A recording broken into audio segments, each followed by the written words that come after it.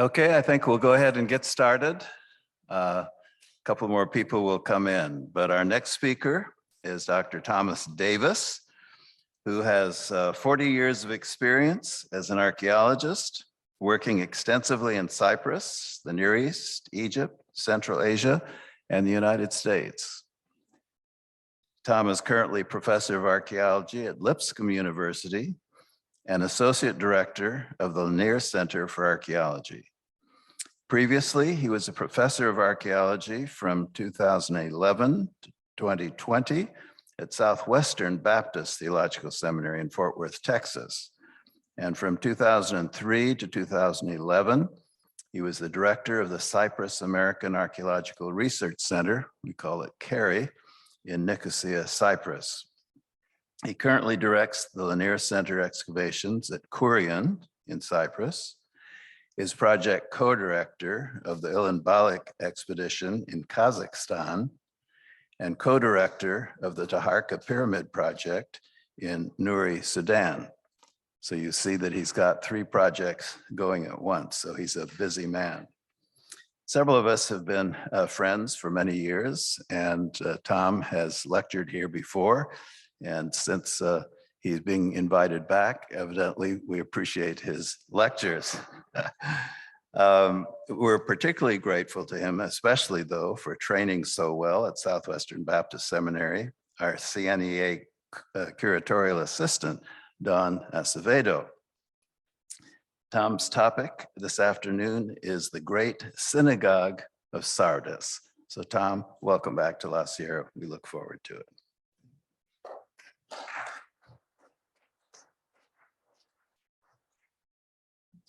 Yes, this is my 3rd time back here at La Sierra, and I'm very grateful for the invitation. Coming back for 3 times means either, as you would expect, this is a Trinitarian university, or that they decided that I wasn't very good the first 2 times and give me one more chance. Anyway, but it is indeed a pleasure to be here, and I want to thank Doug and thank Dr. Garrity, and also thank President Fair for being here. It shows institutional support for archaeology, which is wonderful. Okay. I want to talk about the Sardis Synagogue. Now, I haven't dug it myself, so this is really going to be a perspective from someone on the outside, using archaeological reports and using the writings to discuss and sort of speculate on than what the material we have. And this, as any students here, this is what your life will be, except for the exact sites you're working on. So it's a skill you need to develop, and I hope you do better than I do, but here we go. Okay, just to locate you, thankfully, Dr. Wilson did that for us, essentially. But here we are in Western Turkey, ancient Sardis. And in particular, I want to zero in on this point on the site, which is in the great complex of the Bath and Gymnasium Palestra, where we find the synagogue. And if any of you have been there, you know this is just off the road. And you usually get there late, but it is the place that they usually will take you to, but don't just stop there. There's wonderful things to see in Sardis across the whole site, but this is a great place to start. Okay. So what it is a core urban construction. This was uncovered starting in 1962, almost 60 years ago next year, during the excavation of the Roman Bath Gymnasium complex.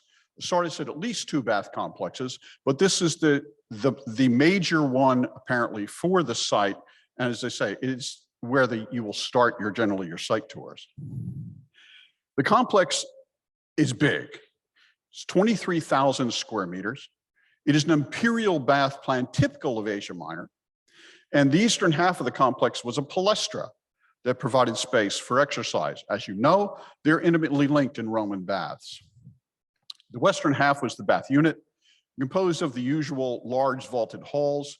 In plan, the rooms and halls were symmetrically arranged, pools of hot and cold water, caldarium, frigidarium, located on the central axis.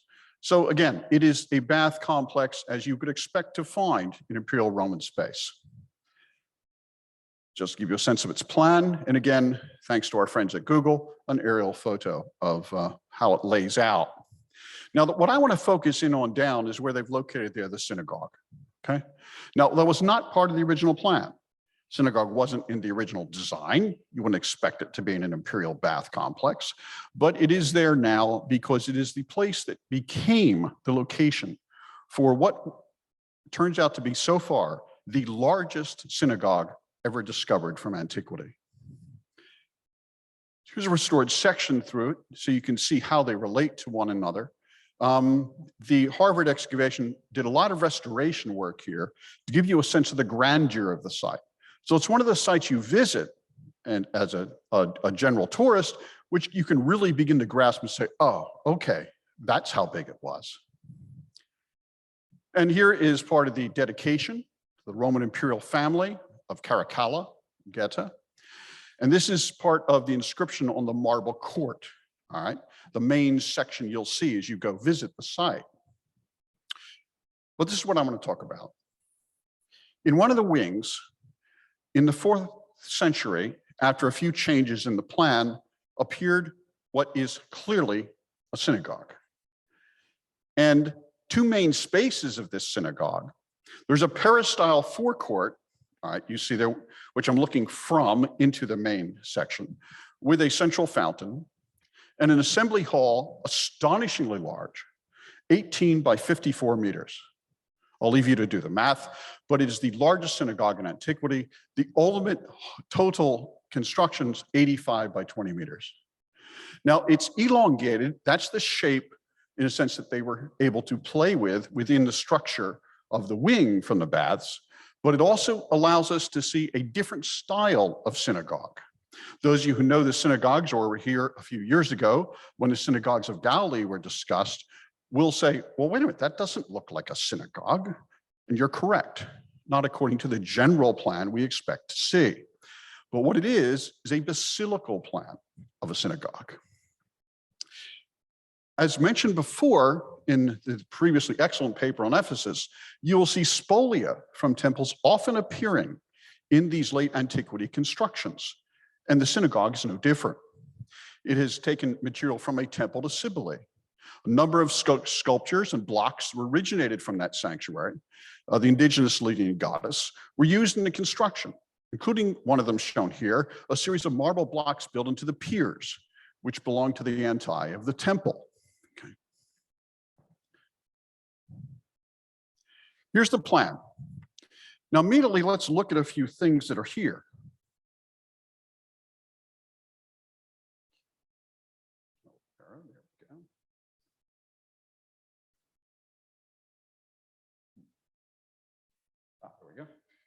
Okay, so we can see here, you say, wait a minute, that looks like, well, you just seen a number of plans like that.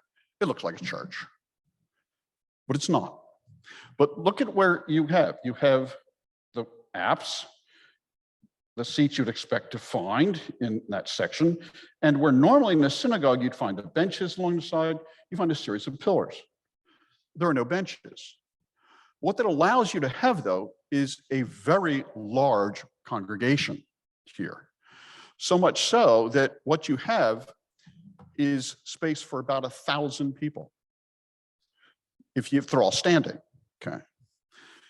Unlike synagogues such as Adora and others we know of, but there's also no women's gallery or even evidence of stairs, which could have led us to think there might have been a higher floor on this. But in the apse, there are seats for about 70, okay? So that may have been your core of your leadership space, but also it says, okay, something else is going on here than just the normal synagogue shaping. This is a different type of place. It's clearly a synagogue, no one doubts that, but it's a different style of synagogue. And again, to give you a sense of how that would have been in the reconstruction, the atrium, again, you expect to find this in a basilica, in a Christian space. You come in, there's a fountain in the center. You then go through the doors into the main hall, and then, just like in a church space, you're focused down in the center space. And this is what you find when you come in. Now, again, we're looking at recycling here, of course, but a wonderful imperial eagle sitting there flanking the central table. So this gives you the sense that yes, they're taking material from elsewhere, they're recycling it into this use of this space, and they're not afraid of it. They're not afraid to make those kind of statements, and they're not afraid to have the congregation engage with this kind of iconography that's there. This is a synagogue, remember. Interestingly, in the forecourt, there's evidence of some wonderful Daniel imagery, which Marcus Troutman particularly has studied. And this refers to what you find on contemporary pilgrim flasks. He says, as a well-known hero to Jews and Christians, Daniel's presence on this distinctive class of protective amulets suggests that his image, flanked by tamed, even adoring animals, could have reassuring value for members of both religious communities, Christian and Jew. Written sources demonstrate that elsewhere, such courtyards served as the place of instruction and perhaps funerary commemoration. This small image of Daniel would have suited both of these occasions. Now think about that for a moment. Daniel, who echoes, of course, in both Christian and Jewish tradition, as instruction and funerary commemoration, going into the lion's den, coming out of the den. Again, you have these reenactmental things, what you would have with a funeral. So this is precisely the type of image you would expect to find, but in a synagogue, an image in a synagogue, but here it is. Without a doubt, this was carved onto the side of the wall in that forecourt space. So here in the welcoming space, okay, you're not in the core yet of the synagogue, but you're in that welcoming space which would have functioned in that public way. You have imagery carved on the side of the walls. When you come through that forecourt into the main long hall again, you look back, and what do you see? Well,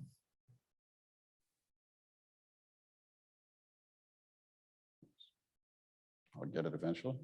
I know I can. There we go. There's the way in. 3 doors, okay? No, they're not Trinitarian, but works. Coming in through the main door, and on either side, these niches. And here is the only place in the synagogue you find Hebrew inscriptions. So this is something very special space. And so the main niche, they believe, is where the Torah scrolls would have been kept. Okay. So you've come in, you're seeing imagery, you're seeing the lions, you're seeing the eagles, and then you have this marvelous open expanse of mosaic floor. At least 2 freestanding menorah are evidenced by the archaeological material that was recovered. One's better preserved, and here it is reconstructed, may have stood nearly 1 meter high. Okay. No, again, there's no doubt this is a synagogue. It's 7 branches support an incised crossbar with an inscription. You can see the fragments of it there, identifying Socrates. Now, that's all we know about him, but he's probably the donor of this menorah. That would be sort of typical of this type of thing. But here's the floor as you come in. Again, wonderfully high quality carpet mosaics, which they expect you'd find in an early 4th century church. The same type of patterning that you'd see. And scattered across the floor are a variety of inscriptions which refer to various donors and various folk who had been involved in leadership here in the synagogue. Then looking back again there in the fading light, I was there. These pictures come from my last visit to Sardis, which was unfortunately at like 5 o'clock at night. But you can see the magnificent color of the floors and how they spread across the entire chamber is mosaicked. Whoops, sorry, let's go back 1. And again, the patterning is something you'd find typically in a church floor. Multifaceted identity comes out when you look at the inscriptions. This is one of the core places for gaining information about the synagogue congregation and the nature of this building. More than 80 inscriptions, nearly all of them in Greek, were found in the synagogue. I said a few fragmentary Hebrew ones found by what is interpreted as the probable Torah shrine. But this is the language of the synagogue of the diaspora. This is the language of the churches that Paul planted. This is the language of the Jewish community he encountered as he began to take the gospel into Anatolia. Many of the donors are identified as citizens of Sardis, and 8 men are named as members of the city council. Now that immediately raises some interest as to the level of the folk engaged here in the worship in the Jewish community, the fluidity of their process in city government, and in some ways, the different faces they're projecting to the world and dealing with it.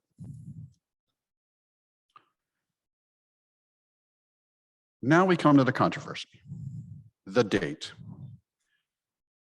Based on the coinage recovered from the bedding of the mosaics, i.e. the place where the mosaics are laid into the plaster and the flooring, and the artistic style of the mosaics, which I confirmed with my favorite art historian, the excavators dated the synagogue to the 4th century, specifically about 360 AD, okay? Sorry, that's not Clata. Later coinage indicated mosaic repairs before the destruction of the synagogue, dated by the excavators to the 616 Persian invasion. Now that's also debated, but that is the excavation report, at least the preliminary report, this is where they place it. The final report should be coming out hopefully next year, I believe. So we'll be able to really pin this down. This makes a great deal of sense, being a mid-4th century, if you consider the geopolitical situation in the mid-4th century. Because in a way, religious identity is now fluid in the Roman Empire. Constantine's opened the door for Christians to come out of the ground, but it also means there's still no restrictions yet beyond that point. This is not a Theodosian synagogue construction. This is a pre-Theodosian. So this as well is still almost a day like ours today of multi-fluid identity and multi-religious choices available. This has since been challenged. Jodi Magness, who spoke here a couple of years ago, challenged this in an article in 2005. Let me just read exactly to you what she says. I re-examined the numismatic evidence and conclude that the synagogue was constructed about 2 centuries later. So she's going to put it about 540, 550, okay? Dating the synagogue to the mid-6th century places the building and the Jewish community it served in a different historical setting. You're not kidding, but that's the key issue to the implications of this statement. The Sardis excavators apparently, here comes the field archaeology part, were misled by the discovery of large numbers of coins of the first half of the 4th century relative to later issues under the synagogue's floors. They therefore, according to her interpretation, disregarded or dismissed as intrusive all later coins, even those from what she identifies as sealed contexts. That's crucial. If these are truly sealed contexts, then she's right. Okay. But let's look at how many there are and the type of contexts they really are. In summary, Jodi again, 9 out of 65 coins found under the floors and inside a pier of the main hall post-date the mid-4th century. They range in date from 364 to 565 and include 6 issues of the 5th century and 1 coin. 1 coin of the 6th century. Now you see the floors there at the Sardis synagogue, and they are not complete. They're not continuous. In fact, they show clear places of repair. What that means is, yes, there were times when this floor was opened up. There were times when these coins could have entered that space and in a later period and be intrusive into the first phase, but not be intrusive archaeologically. Be placed there as the process of repair is going on. Now, any one of us who's done a lot of field work in this kind of world understands this is going to happen. And coins in particular are fluid. They move in the soil, they move in the column. It is rare you can actually say this is a sealed context for a coin, okay? So even when you think you have sealed it, lifted the floor up and found this, there is still fluidity in those spaces.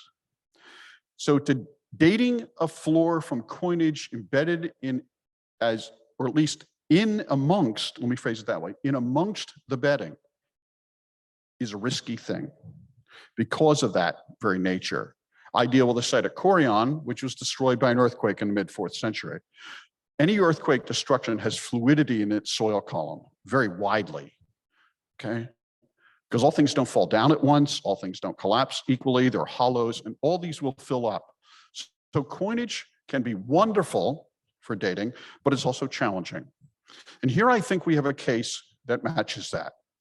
One thing that Jodi's very interested in is the synagogues in Galilee and the dating of the synagogues in Galilee.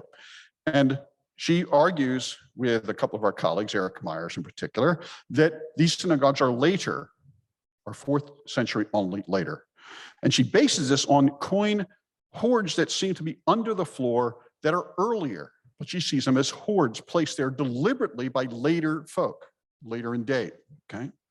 She wants to eliminate the 4th century date of the Sardis synagogue with the same logic.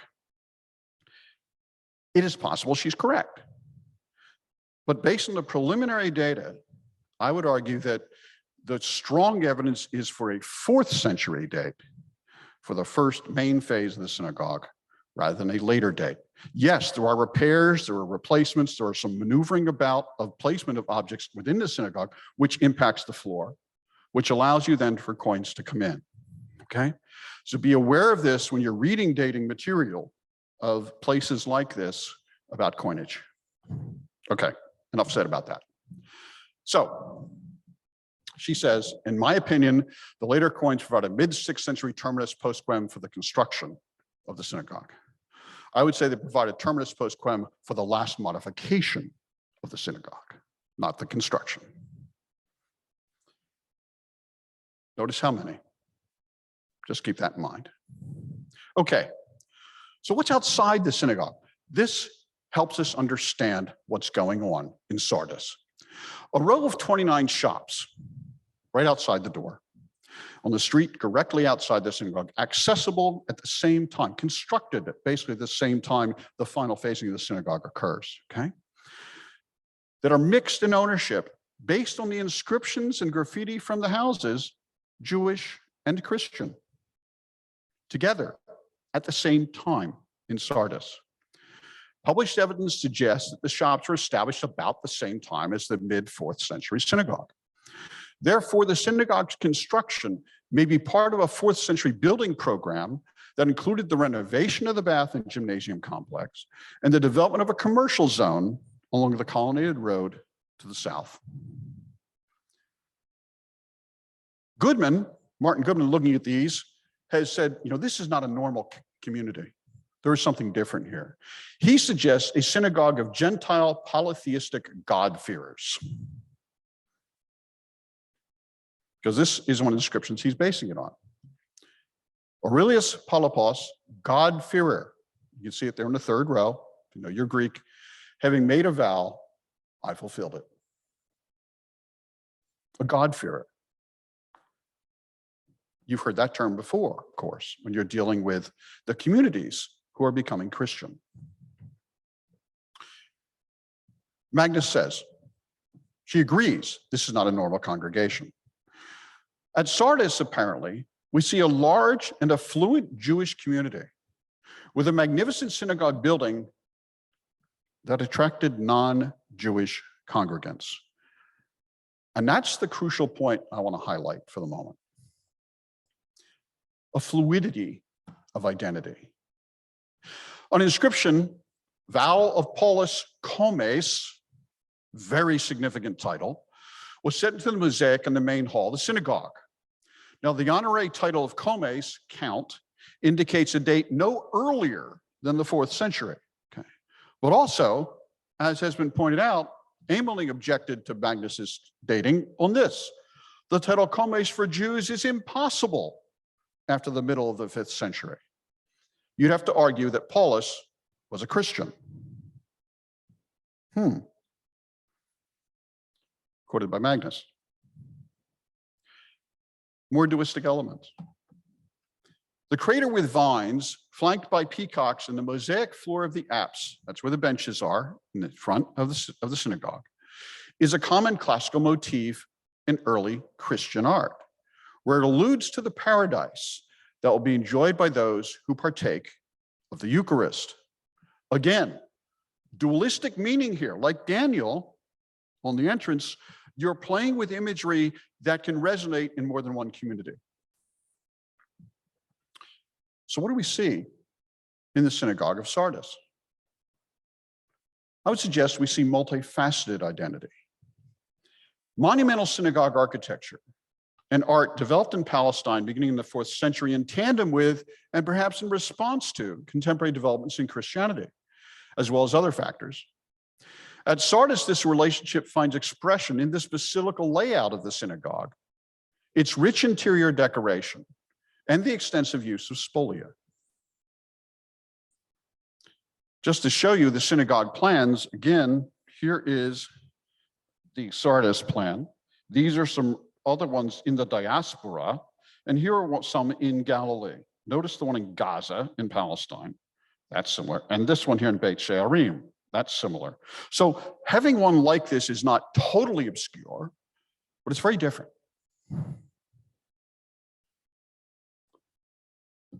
One thing to keep in mind when dealing with synagogue studies in the early Roman Empire, most of the attested synagogues, and some scholars say there's more than 150 attested, are done from inscriptions. The problem is a synagogue always Jewish? Let me give you some examples where it is not. This one, for example.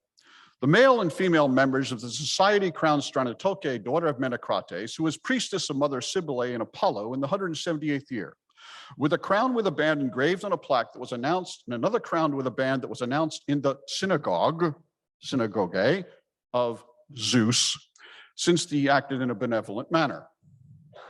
That is not exactly your neighborhood Jewish synagogue, unless Zeus is becoming a very interesting god.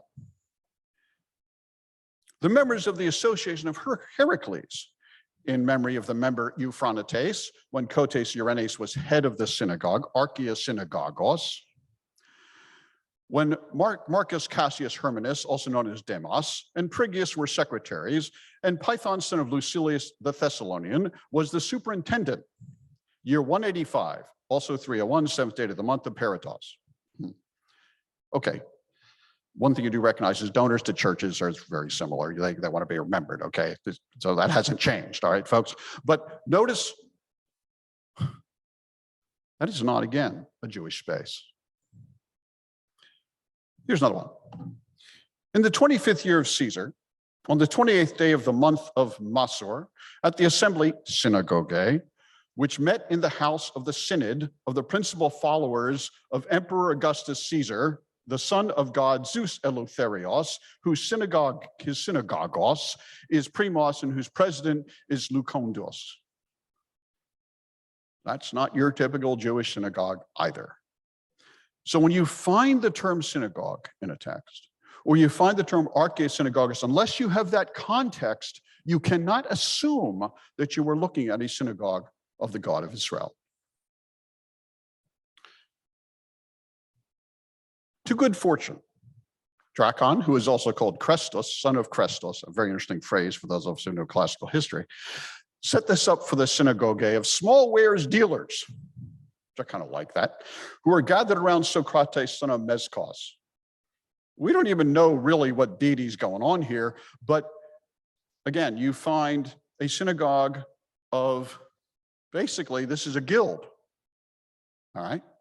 So again, a use of the term simply means a meeting place, a meeting after all, in a place that does not have that religious connotation. The year 311, Claudius Tiberius Polyarchamus, also named Archerios, pater of the synagogue at Stobi. Now this one I'm going to give you so you can enjoy it. They sometimes are Jewish. Having lived my whole life according to Judaism, have in fulfillment of a vow, given the buildings to the holy place and the triclinium, together with the testestron, with my own means, without in the least touching the sacred funds. I mean, that's the kind of guy you want in your congregation, okay? But this one, yeah, this is for real. Sometimes they indeed do mean a Jewish space, all right? But you can't make that assumption unless you have the context of the inscription. And again, one of the famous inscriptions of this world, the building, which was built by Julius Severa, was renovated by Tyrannios Kloidos, head of the synagogue for life.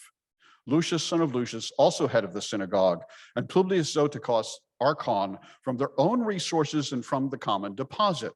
They decorated the walls and ceiling, made the windows secure, took care of all the rest of the decoration. The synagogue honored them with a gold shield because of their virtuous disposition, goodwill, and diligence in relation to the synagogue. So you can have a rich synagogue like the one we see in Sardis as well. So what's happened here? Let me open up for you a little bit of the nature of conversion and how the community changes. Ronnie Stark has laid out in a couple of books, The Rise of Christianity and Cities of God. He contends that the Jewish mission was still a significant source of converts for Christianity in the late antiquity. That a Jewish Christianity still existed in 360, 400, 450. He argues that the main converts, in fact, in the first 2 centuries of the Christian era were diaspora Jews who were Hellenized. I tend to agree with him on that, but that's a whole nother lecture. What he says in this study as a sociologist is, people are willing to adopt a new religion to the extent it retains cultural continuity with conventional religions with which they're already familiar. Cultural continuity. They use the Old Testament. They use the Hebrew Bible. In fact, the anti-Marcion decisions in Anatolia show the strength of the ties to a Jewish Christian space. Successful missionaries, after all, from the first century world, we remember, were Hellenistic Jews. Jews who can move in the diaspora, understood the diaspora as a different space than Palestine. What's archaeology let us know about in this window of time in the 4th century? Well, early churches are placed in Jewish neighborhoods. Eric Myers talks about them being on the opposite side of the street in Galilee. Massive synagogue building and churches in Galilee. But we have very few attested in the diaspora. Very few synagogues in the diaspora, contra many in Palestine. Sardis synagogue suggests this multi-identity community in the synagogue, and that they're still intertwined in 400 AD. Well, we have church fathers who speak to exactly the same issue. John Chrysostom addresses 4th century multiple identities. He is not happy with Christians who go to synagogue on Saturday and church on Sunday. Now, you could argue they're Adventists, but that's another issue. Conversions attested by inscriptions in Anatolia, like Sabbatius, who talks about being converted and how he's changed his synagogue into a church. Stark suggests that this is a problem for Chrysostom because the 2 communities are still close and that conversions from Judaism are still occurring. Not Judaizing Christians, I would point out, but Jewish Christians. It's a different thing, okay? And that may be what we're seeing, that mixture of space. It's a Jewish synagogue in Sardis. No one doubts that. But there are elements of things that are not as well. So I suggest, in conclusion, this. The Sardis synagogues opens us to the idea that the Pauline vision of the conversion of the Jews was mostly fulfilled in the diaspora by the 4th century. Thank you.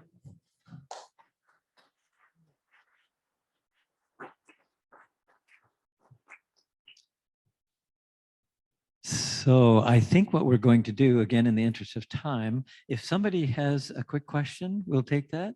Otherwise, okay. They're going to the synagogue on Chrysostom complains they're going to the synagogue on Saturday and the church on Sunday. Right. He writes about his congregation in the late 4th century, early 5th century, about 400 AD.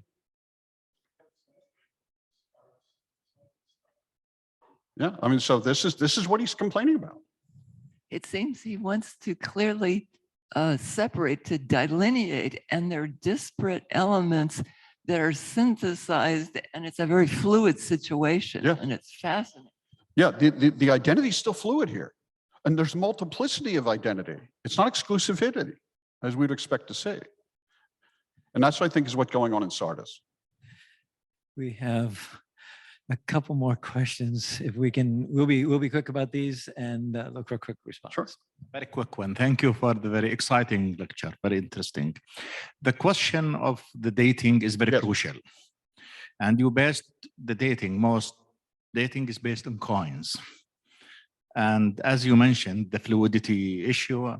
What about radiometric dating? What about carbon-14 and Yeah, thermoluminescence? other absolute Unfortunately, datings? there's nothing, at least, again, in the preliminary reports. No mortars, no mud brick, because I- these materials now become, data. Yes. Unfortunately, this was excavated in 1962. Okay. So that's one of the problems. Also, I'm frustrated because I haven't seen any of the pottery stuff either. And I'd like to see that as well. But yeah, hopefully the final report will at least give us some further evidence. But I agree with you. Yeah, now we should be doing different things than this. Thank you so much for your presentation. And I find it interesting how you were talking about how synagogue doesn't always have a Jewish meaning. Mhm. And I just think an interesting passage in scripture that goes with that is about the churches in Smyrna and Philadelphia, where it uses the term synagogue and it talks about like synagogue of Satan, but it seems to be using it in possibly, potentially a non-Jewish context. I thought that would be interesting to maybe explore. Yeah, very clearly from the inscriptions, we have it being used in non-Jewish contexts and pagan contexts and non-religious contexts as well. Guild assemblages, things like that. So it really just a warning to not leap to conclusions when you see that term appearing. Thank you, Tom. I appreciate that.